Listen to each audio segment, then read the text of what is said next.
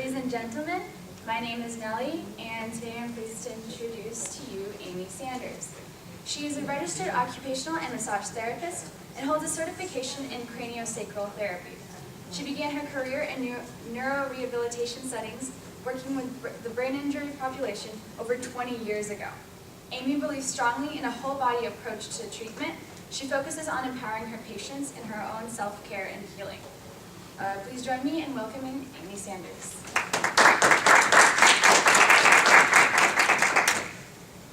Thank you. It's great to be here with you today.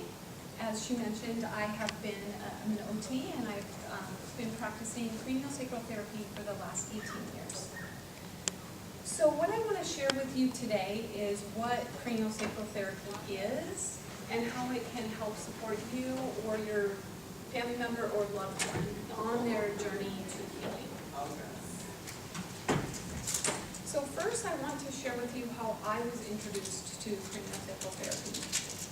I was working in an outpatient rehabilitation clinic, and all around me was therapists working with their patients.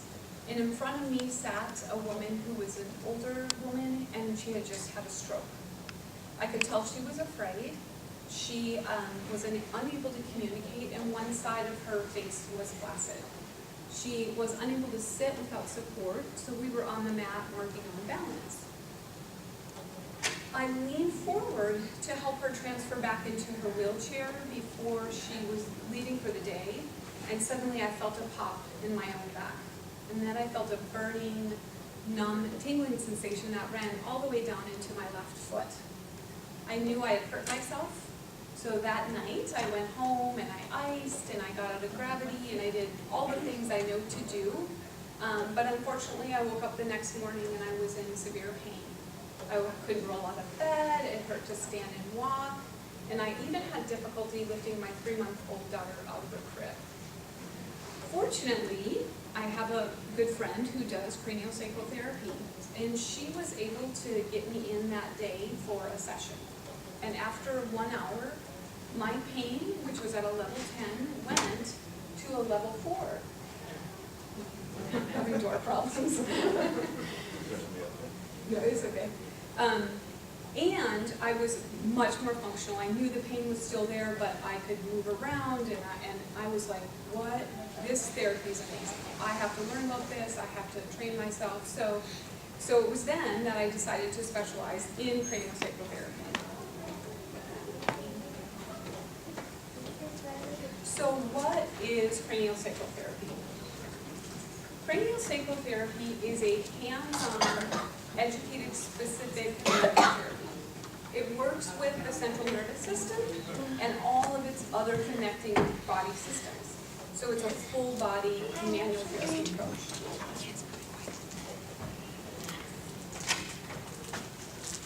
So how does craniosacral therapy work? Imagine the body as an interwoven biological fabric, whereas if one part of the fabric is twisted or pulled or torn, it affects all other parts of the body, all other parts of the system. A craniosacral therapist is trained in determining through touch and through the flow of the fluid within the system where the structures need support and regeneration of movement and function. And so what is the craniosacral system? The craniosacral system, as you can see here, is comprised of the sacrum and the bones in the skull, the protective layer around the brain and the spinal cord that forms this little meningeal system within the head, and then the cerebral spinal fluid that runs all throughout the system to nourish, protect, and support the brain. Remember too, the craniosacral system connects again with the whole body. It's a full system therapy. So, we've all heard in the news and in literature about how the long-term effects of brain injury and how it's debilitating for many people. So the Upledger Institute decided to do a study on the amazing power of craniosacral therapy. This study was done over a 5-day period where patients were treated for 2 hours in the morning and 2 hours in the afternoon with craniosacral therapy for a total of 10 hours of treatment.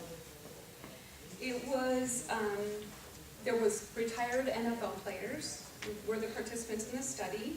They were assessed pre-treatment at the 6-day mark after the 5 days were done, and then 3 months post to show the long-term benefits.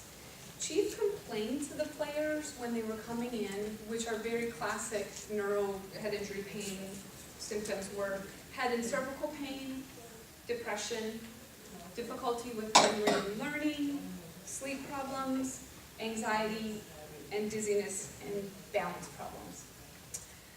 So I had the honor to participate in the study, and I would like to share this video that came from the study. It's about 4 minutes long, so it won't be too lengthy, but it's a powerful video, so my technical assistant.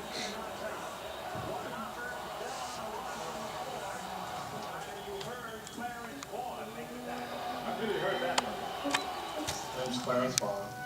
Played 6 years in the NFL, Washington Redskins, 2 Super Bowls. Over that period of time, tons of concussions, but I didn't understand that there were certain level of concussions at the time. Now I do. No, I haven't had any treatment. What I hope to get out of this is feel better, body feel better, loosening up some more certain areas. Feel better concentrating on things and focusing on things. When you get your head hit on a frequent basis, it's going to cause trauma.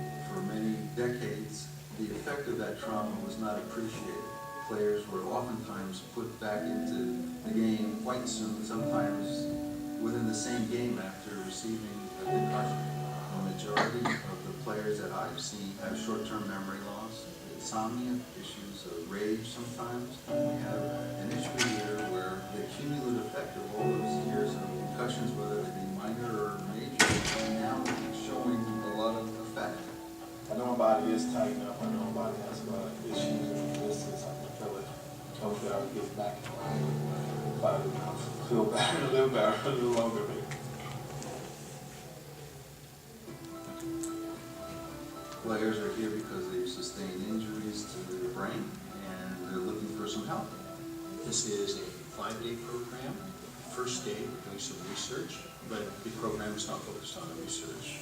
We have 5 days we're totally focused on CranioSacral Therapy and the way that therapy is being directed by the clients. We say we work with the innate intelligence of the human body on many levels, and one thing you find in athletes is a very intelligent body. CranioSacral Therapy is a hands-on technique designed to help relieve restrictions throughout the craniosacral system that involve the production and the circulation of cerebral spinal fluid, and trying to release restrictions on the membranes that surround the system. And we use the cranial bones as handles on those membranes, and we also use the spinal cord and the sacral ways to assess and to treat restrictions within the system. There's just great changes in how everybody is feeling physically and emotionally and even spiritually. Much more engaging and happy and excited about the changes they're experiencing in their own bodies. We all love what we do. The bottom line of why we are all here is to help somebody. And when we hear all these stories on news, it's heartbreaking really, because we know that we have the capability of creating change. I think when these guys are young, they are enticed by this warrior archetype. Through the years playing football, they become the wounded warrior archetype, and I think that by the time they leave here, they will be the peaceful warrior archetype. What you're going to see is these guys aren't coming here looking for us being responsible to fix them. What they're looking for is how to be self-responsible and know within themselves what they need to do for their own health. And this to me is a great thing.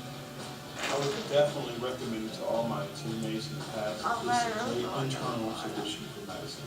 I'm going to definitely implement that in my life and my training life.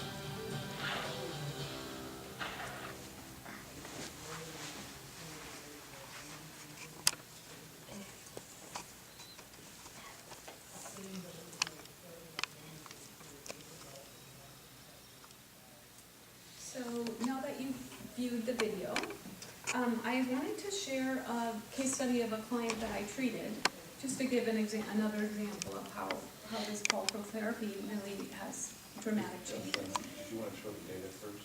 Oh, yes, I do. I would like to show the data. So in addition to obviously the video, we compiled all the data. This is an example of cervical range of motion, which is the range of motion in the neck, and this just measured flexion, which is this motion. So you can just see initially it was a very small amount, and over time it increased. This is the 5-day mark, the midpoint, and then we even saw a change at the 3-month mark. This is a measurement of headache pain. It's a questionnaire subjectively, and as you can see, obviously the head pain was high, and then it decreased significantly and stayed low even at the 3-month mark.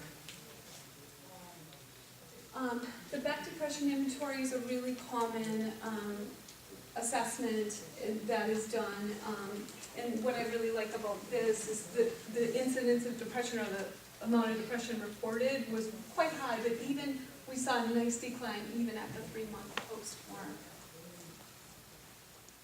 mark. Cervogenic pain is just cervical neck pain. Very often in head injury, the neck pain is right there just due to a lot of trauma whiplash. Again, the numbers just significantly decreased. And average of sleep per night, a really common problem after TBI, and this shows an average of almost 3, and then at the 3-month post mark, it's about almost 5. So, nice changes. I think that's all. Okay, great. So I wanted to share with you that personal story. A patient was referred to me. She had been in a motor vehicle accident. She was a 38-year-old woman. Fortunately, was in really good health before the accident.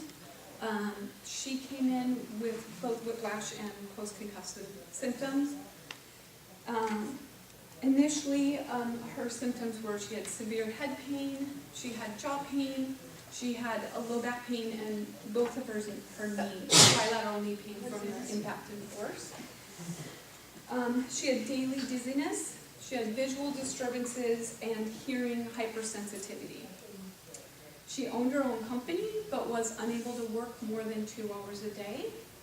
And also she was unable to leave her home and be socially interactive, because every time she did, her symptoms would increase.